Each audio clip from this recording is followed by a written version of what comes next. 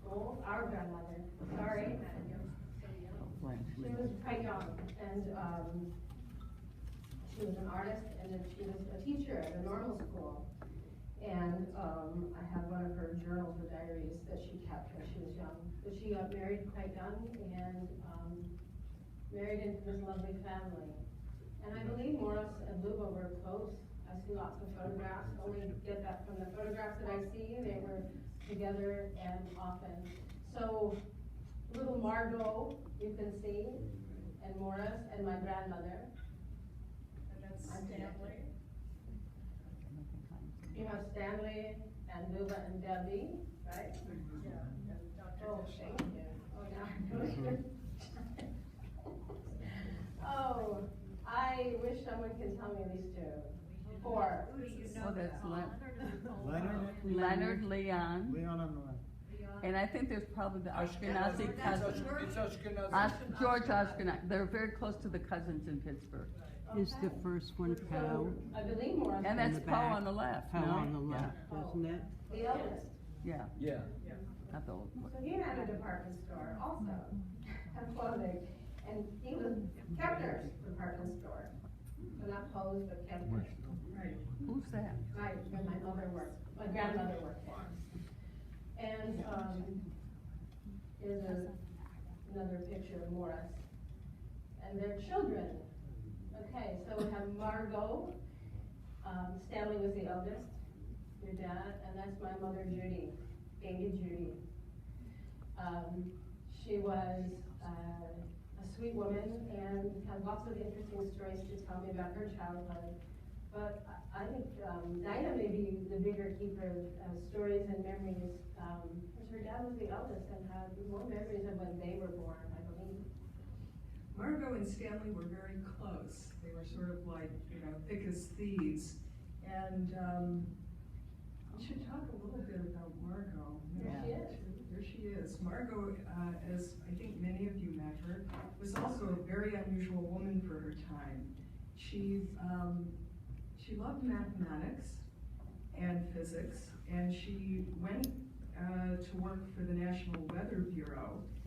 She's one of the very first users of computers, those great big mainframes that you had to use punch cards for. And she mapped the ionosphere, which was critical for all kinds, not just weather purposes, but all kinds of radio transmissions and national security affairs. And she was a very prominent woman scientist who was consistently repressed in her government department because women couldn't be heads of departments, of course. But she represented the United States at many international conferences. Margot was very, very briefly married to a guy who was resentful that she was such a high-octane scientist. And they got into a fight, and he hit her, and she divorced him. So their marriage lasted a very short time, and she hated talking about him. But she went on to have this glamorous career running around the world, representing the United States and mapping the ionosphere and doing really great work. And she was gorgeous, and I know she had quite a few boyfriends in her life. And she was also incredibly accomplished as a modern dancer, a lover of the arts. And those of you who knew her when she was older know she was like Stanley, an avid stamp collector. She also loved flowers. She had a huge collection of flower stamps that eventually went to a museum in Denver, I believe. And she eventually took up needlepoint like her mom. And that was one of her last enduring pastimes. She was brilliant and gave me some of the best life advice I ever had. I couldn't figure out what to do with myself. Oh, and by the way, she's the reason my father, to his dying day, had no idea that girls weren't good at math, because he assumed all girls would be much better at math than him because his brilliant sister was so good. But she looked at me and she said, "Dinah, you don't like math. You like reading books." She said, "Why don't you give up this idea you should be a doctor? Why don't you do something, with words?" That was great advice. Where did she live? She lived most of her life in Colorado because her work at the Bureau was in Boulder. She was a very long-term resident of Denver. But she was really a citizen of the world. Back when Boulder was not so hip, she was sent there, I think, to work with the organization, and she was going to study sunspots. Here's a picture of my mother as a young girl. The youngest of the family, a rascal. I understand the stories I've heard from my relatives.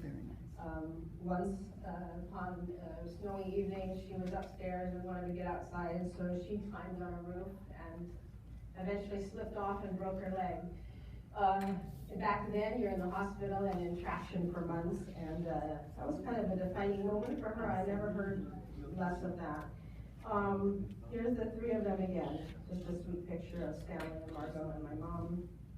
Here's my mother. I think that I'm looking at Judy. Arlene? I can't see it. Oh, so sorry. Is that Arlene Kurtzel? Yes. She changed her name to Kempner. So She changed her name to Kempner so she could be next to her friend Arlene. But here's my mother That's so funny. in high school. She learned to love fishing from my grandfather, Morris. She loved to fish. My mother, who knew, was very boyish and outgoing. She was the tomboy of the family.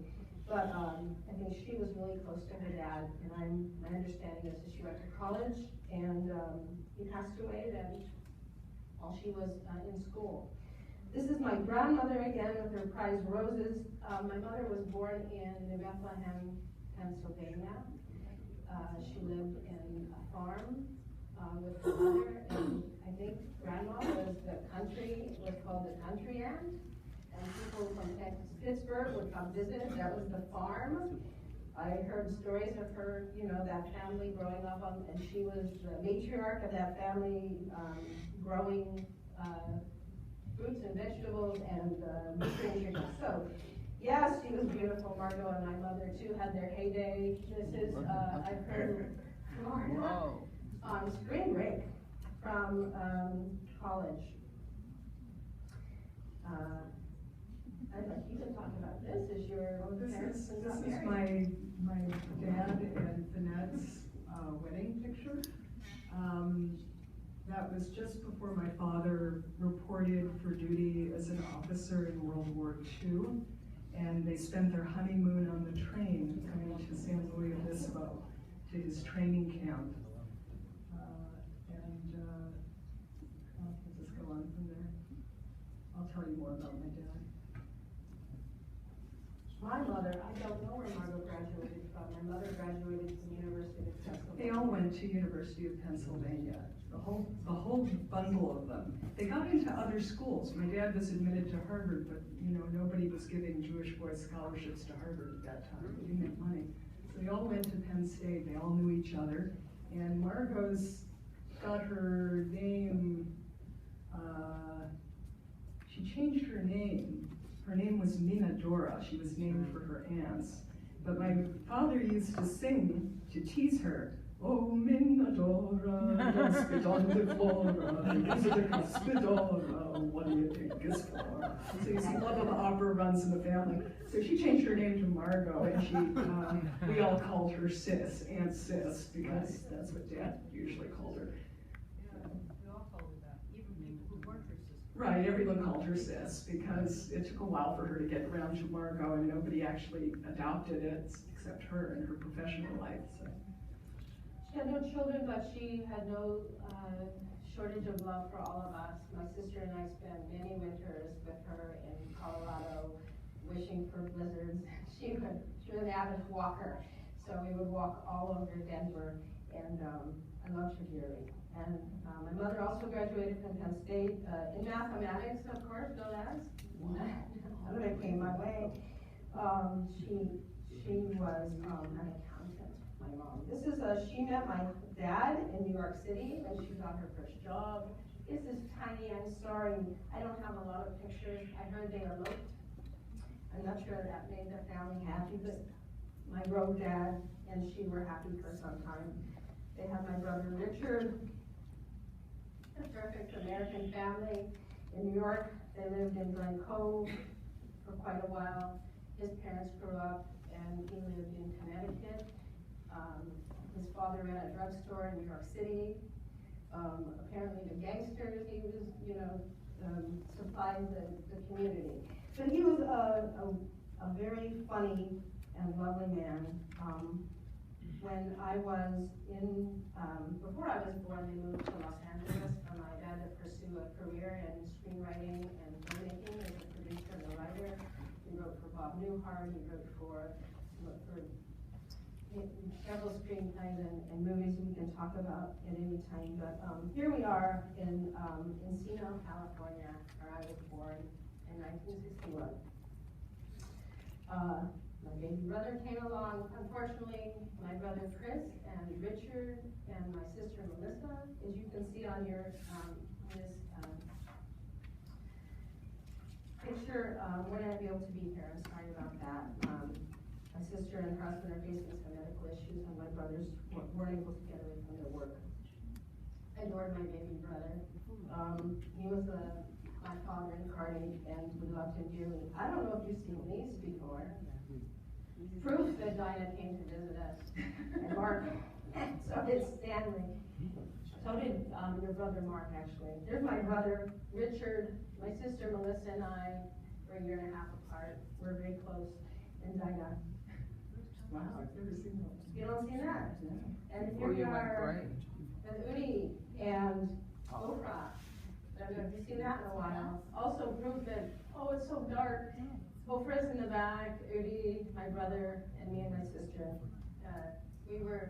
We had brief interactions in Los Angeles when they'd come to visit.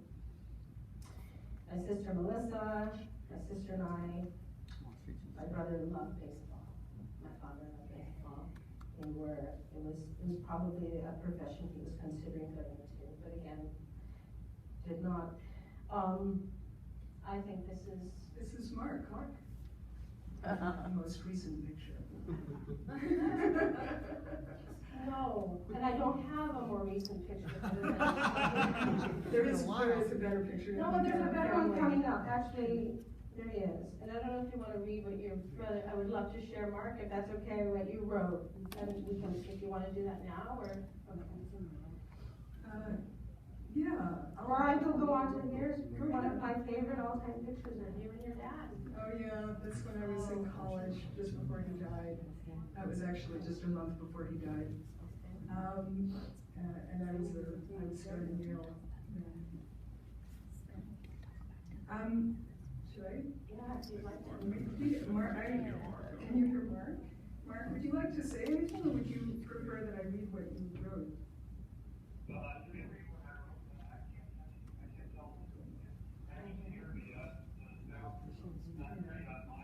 Yeah, it doesn't sound like it's as clear, so why don't I read some of what you wrote? So I'm going to start here. Okay. Dad and I made one memorable trip to New Bethel near Pittsburgh in western Pennsylvania to see where he grew up. He showed me the store they owned. That was Kempner, so there's another one in the clothing business. And introduced me to the Adelsons, sister school teachers in Punxsutawney, who Dad admired, and told me about stringing for the Pittsburgh newspaper while in high school. It began his journalistic career. Stanley thought he was going to be a journalist. He left Penn State determined to be a journalist, but that's not what happened in the end. He told me about Morris starting as a traveling salesman, making rounds of small towns, selling door to door, and keeping kosher by eating an endless string of tuna sandwiches. And I remember Dad saying that his father would never allow ketchup at the dining table because he realized that was a device Americans had invented to cover up the bad taste of food, and his wife's food was wonderful.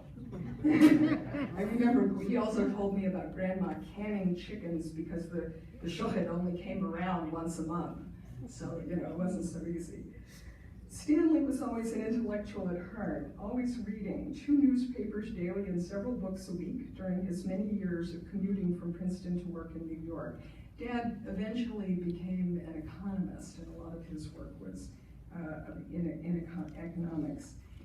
He was admitted to Harvard, quite a distinction in those days of Jewish quotas at elite schools, but couldn't afford to go. The girls, his two sisters, had to be educated too.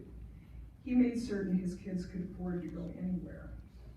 I think you know I grew up in Lansford, PA. This is Mark. Finette and Stanley moved there just before I was born, and a few weeks after Morris died suddenly. Stanley had to run the menswear store his mom and sisters depended on. They probably hated leaving New York City, but I look to those times nostalgically. Dad walked me to school. I could hang out with him after school and run errands between his store and the Brill's women's wear store down the street, because my mom's family was also in the rag trade.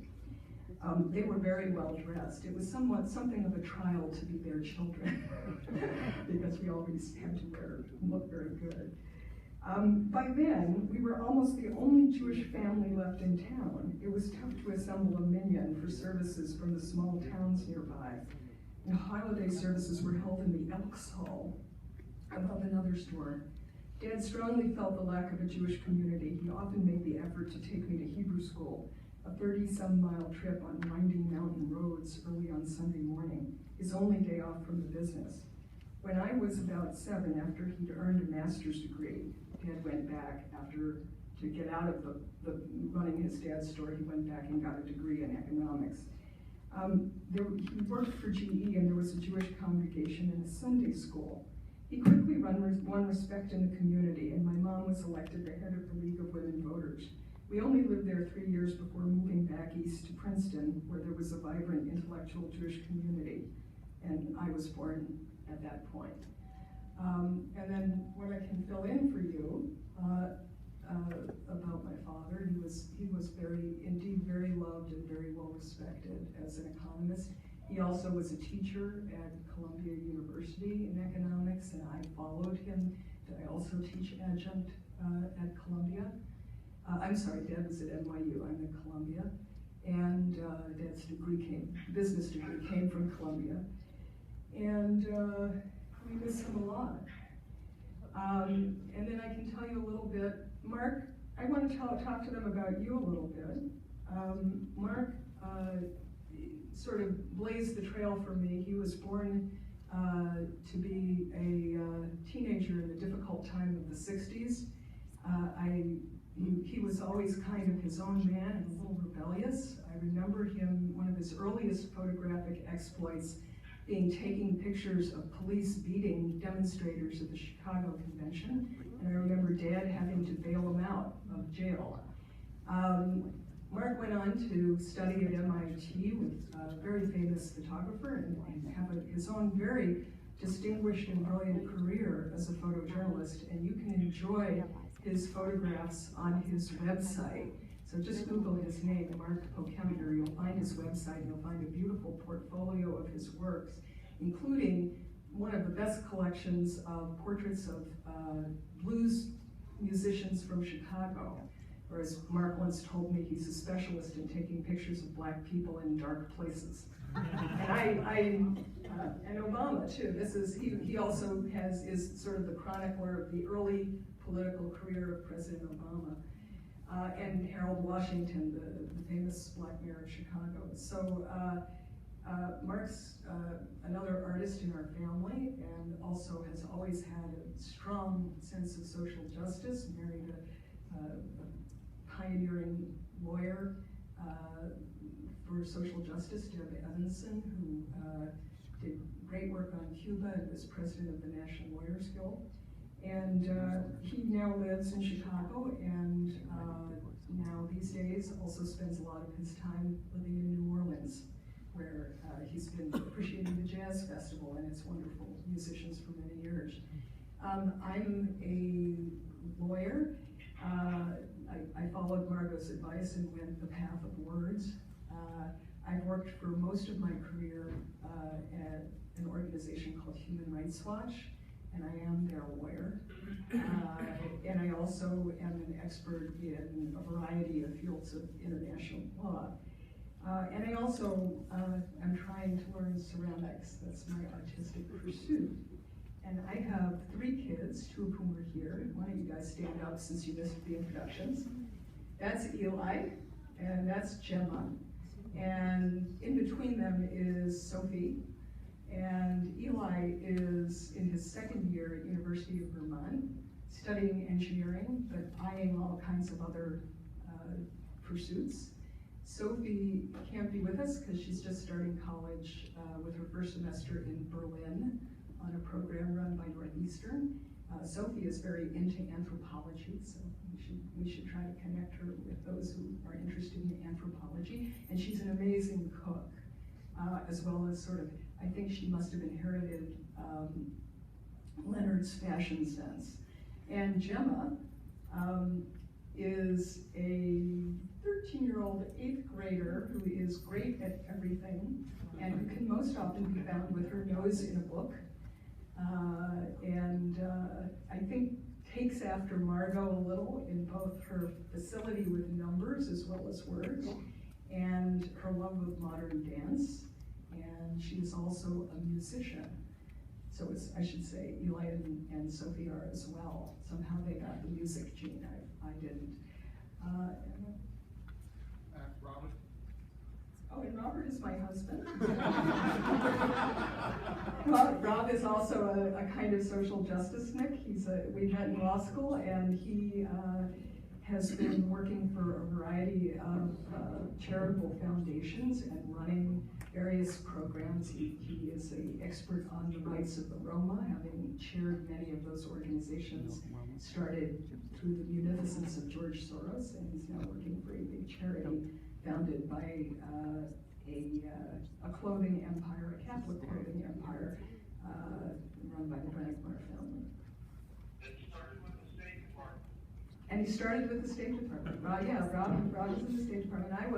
I had my 15 minutes of government service one summer in the State Department too. Okay, Rob, we're real good on time, so. We're good? Yeah, we Oh, have sure. I'll look at that. another 5-10 minutes. Oh, okay. Yeah. Well, here's a more modern picture of Mark. Mark, I got a better picture of you here. He's a wonderful photographer. He took this picture at our grandmother, sorry.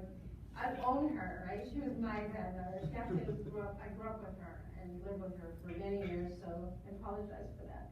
Her 90th birthday in Denver, where she eventually moved and lived with my Aunt Margot. There's Margot in her apartment. Dinah and Mark and your mom, Yep. Annette. And these are my grandmother's other family, Lewis and cousin Howard. We can get to the next. Mom, my mother and our grandmother, and it's just a nice picture of her.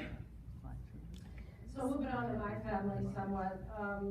My brother Christopher, can't see, Melissa, and me. Just before we even were formed and moved on to different careers, my brother just got his MBA in business from Cornell University. That's my brother Chris. He's working for Oracle, and again, he's probably traveling right now and couldn't be with us. My sister is working in retail. She was the Beverly Hills department store for Ann Taylor store manager for many, many years, Macy's manager, and Kenneth J. Lane. She went into fashion, more fashion, must have followed the family. I'm going to show you my son. There's my sister and brother, Chris, and my sister Melissa, who I just talked about. And my brother Richard started off in the film industry as well, and he worked for Studio Film and Tape, selling film, and then as things shifted from film, went into digital, and selling digital memories. So now he's working in Los Angeles, selling digital memories to film studios. I love my brothers, they're great people, I think I was going to go back, show you my husband. Oh, I'm sorry to go back and forth. My mother had one grandchild. That was my son, Jeremy. Pride and joy of her life. Before that, she used to show pictures of her grandkittens. Finally, she had a grandson to show off. So there's my mom and my son, Jeremy. And here he is, a fine young man, you can see for yourself.